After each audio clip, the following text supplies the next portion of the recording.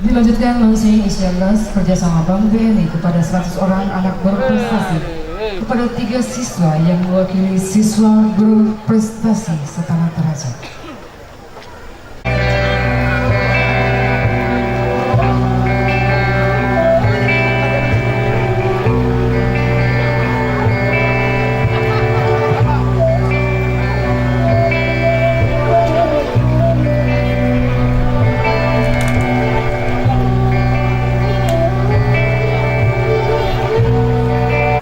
Selanjutnya penyerahan secara simbolis 20 kaum duafa se-Kabupaten Tanah Toraja diwakili oleh Ketua Basnas Tanah Toraja.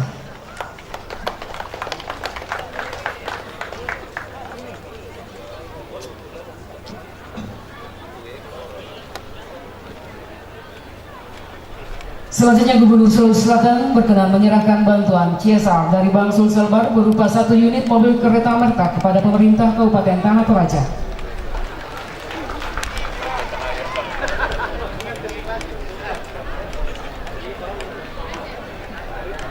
Dilanjutkan penyerahan trofi program Kampung Iklim tingkat nasional tahun 2017 dari Kementerian Lingkungan Hidup dan Kehutanan Republik Indonesia yang diraih oleh Lembang Buat Tarung Kecamatan Rembon akan diserahkan oleh Gubernur Sulawesi Selatan kepada Kepala Lembang Buat Tarung Kecamatan Rembon.